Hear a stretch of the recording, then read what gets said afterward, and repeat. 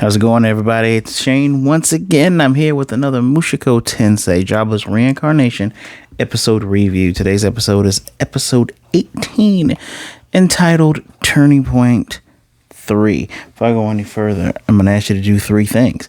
Hit that like button, subscribe, and hit that notification bell so you can be notified of more reviews just like this one. So this episode, Turning Point 3, we've had two other turning points, and they are major developments, major points. They're almost like climaxes, kind of. I mean, knowing what's coming up next, it's kind of hard to call this a climax, but it's kind of the start of the rising, because the first turning point was the mass teleportation incident. And these turning points always seem to happen when things are going relatively well, right? Rudy was training. He had a rapport with Eris. Things were going good with Ghislaine. Things looked up, and then in a demon planet, being protected by the thing that your master teacher told you was kind of bad, but racism and imagine just racism, period. But and then turning point 2, connected with his sister Aisha, Cutie Pie, and Lilia.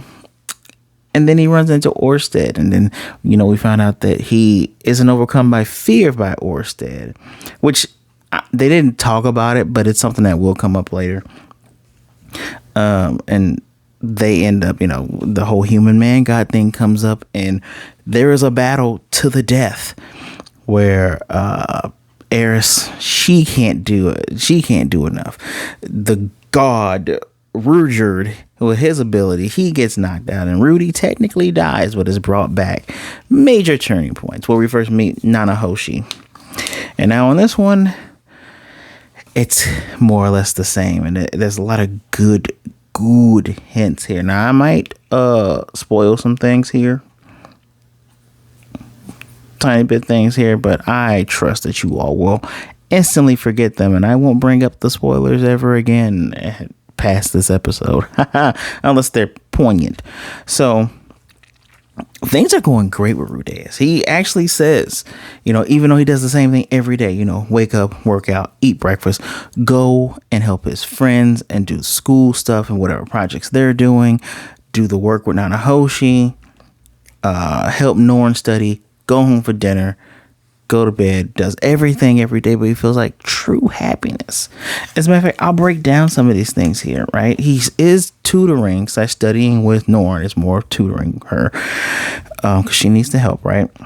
And then they bring up Rudeus. I love calling him RJ. She brings him up. It's like, you heard about how he got his spear? And he's like, yeah, it's a real tearjerker. I think the spear is made up of like his dead, slain family members. I believe it was made out of his children, I believe.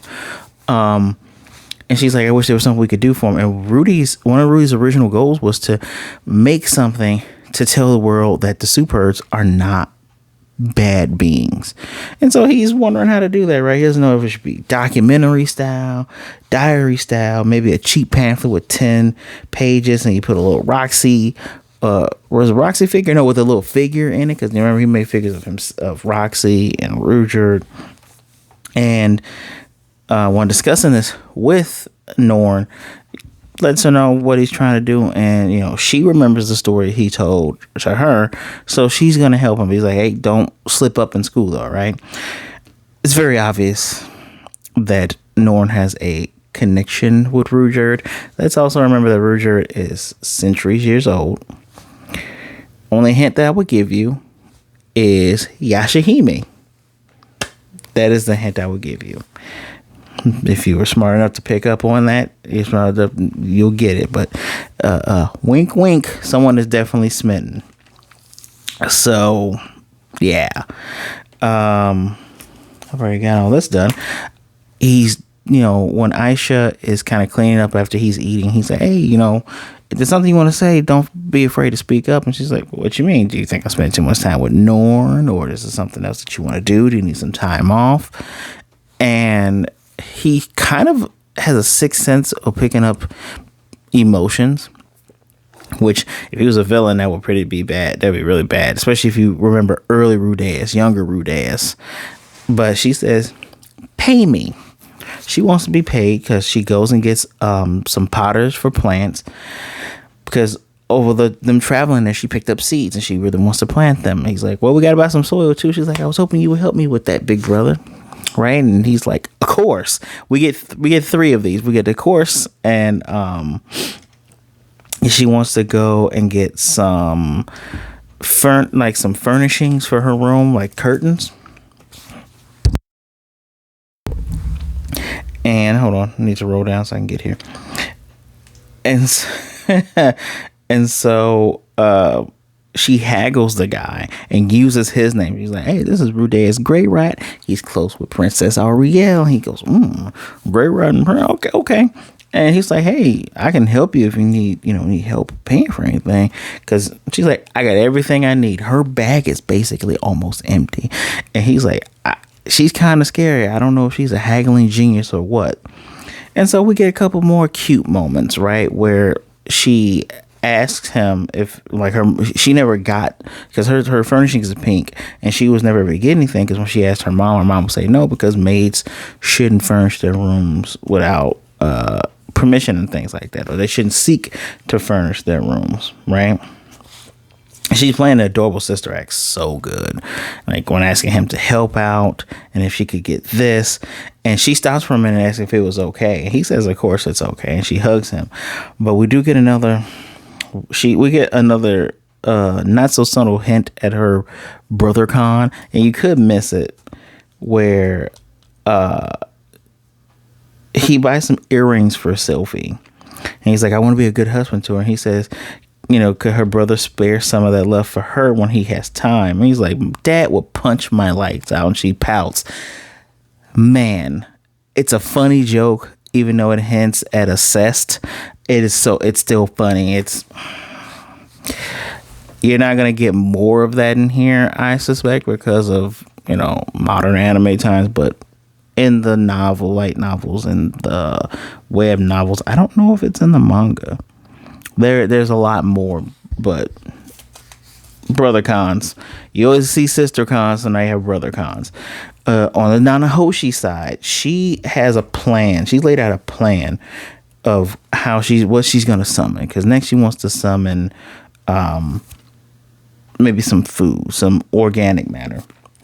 And the plan, 5-step plan: summon inorganic matter, summon organic matter, summon an organism, e.g. a plant or small animal, summon an organism from this world according to specific details and conditions, and the final experiment with returning summoned creature to its location, which makes sense. So now you got things here, and I got to make sure you can bring living things here. Now you got to make sure you can bring living things that are alive, essentially, like plants and an animal. Then you got organic matter, food counts as organic matter. Then you got to see if you can bring something from here to there. It's she's doing space travel. I'm trying not to hint at anything else. She's doing space travel. Let's just put it that way. And space goes hand in hand with something else. That's just where my mind went based on the readings. I know I won't spoil that, but space travel is pretty interesting. Although it's kind of like what she's trying to do is interdimensional travel, but that still counts as space, right? But he's like, is the step-by-step process important? And she says, yeah, it would suck if I got sent to another country, right? In the middle of nowhere, which, she's trying to get to Japan and then she's in Yugoslavia, she'd be rightfully screwed. And she needs to talk to the expert of summoning magic that she knows. And she said, by the way, not to change subjects, his reward for you. And the reward is a summoning circle that allows him to bring out these type of lamp lights that follow the person who summoned them. They fade over time, but they're really good. And of course, Rudy in his mind is making a joke about, hey, what Japanese guy can resist a limited edition thing? He's kind of like, hee, hee, hee, hee. And she's opening up more to him, basically saying, please, can I count on you more? And there'll be more rewards, better things to get. And the person who made that spell Which Wise Limited Edition is the person who she's going to talk to, who is the expert on summoning travel. I think it's Orsted. I literally think it's Orsted. I think it's the dragon god. But the magical guild, the guild of magic doesn't even know this spell. So, meh. And right. Zenoba has finally made a dragon statue. And Julie, she's being so adorable, flying around with it. And we get some more information about Ginger, right? Ginger's been there. She's rented a hotel or someplace to stay. And Rudy's like, she's more like a wife who keeps her own place than a knight, because she's been helping Julie with etiquette. She's also helping her learn human speak better. So here we go. So things are going pretty well on that. And like Zenoba making his own figure, and he gave the figure away to Julie. That's what made Rudy smile. Like, oh, everybody's growing. And the reason why she's here, because he kind of stares at her and she's like, can I help you? And he's like, yeah. Why are you so loyal? Because Zenoba's mother chose her to watch over him, and she takes it super serious, and she has this very proud, funny, it's a funny look, but proud look. And Rudy thinks back to when he was stuck in the magical jail circle, and Zenoba had traded away his last servant for the Roxy, which was probably her.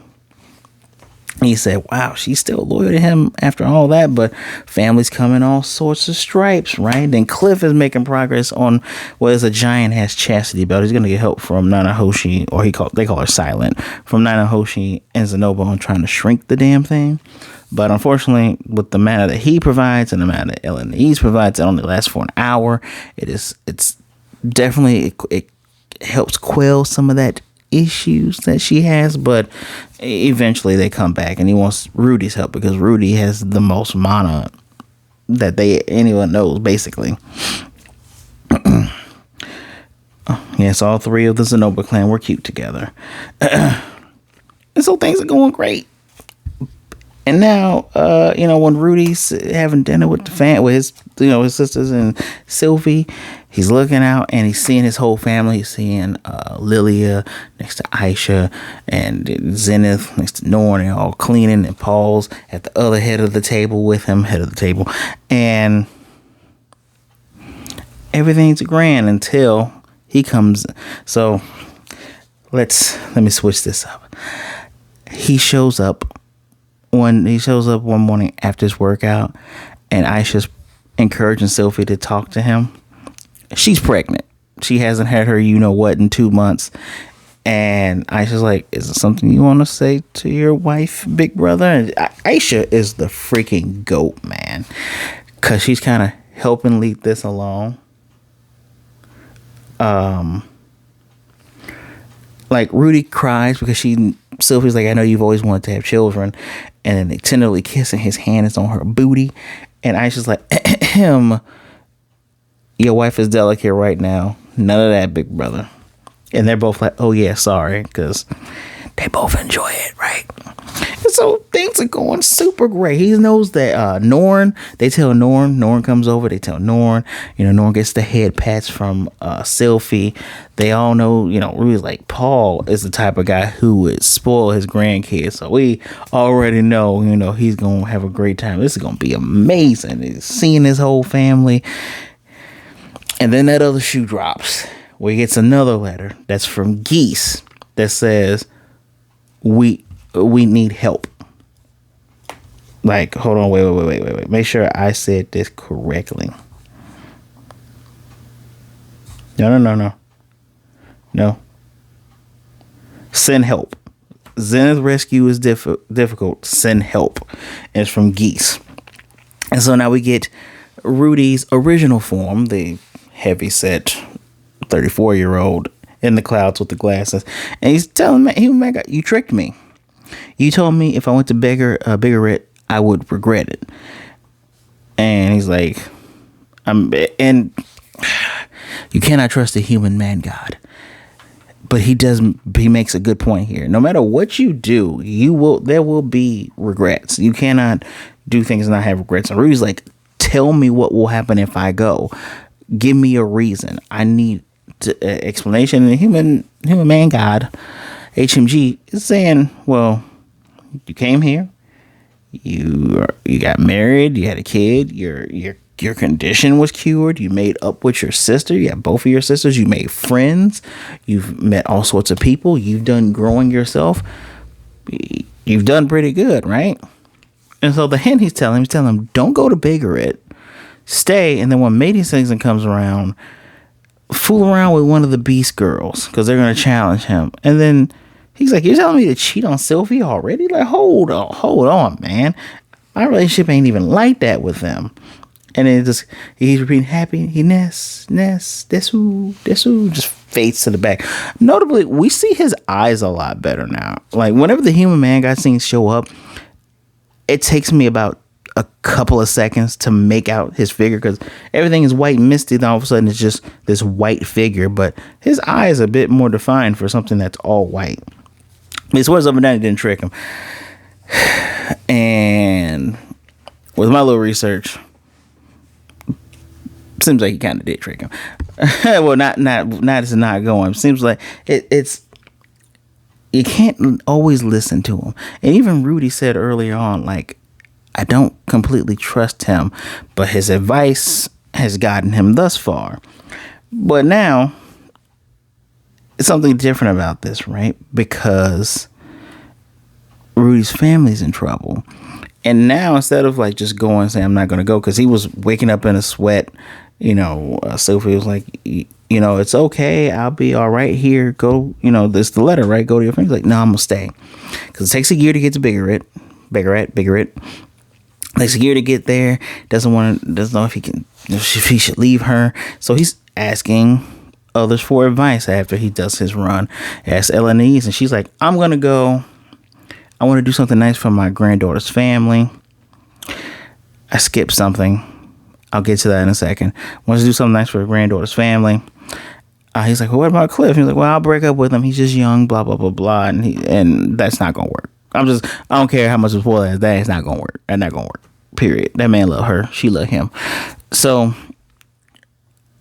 another reason why I call Aisha the GOAT is she notified all of Sylphie's friends and their acquaintances and stuff, because the princess said, hey, take at least 2 years off, no guarding duty because you're pregnant.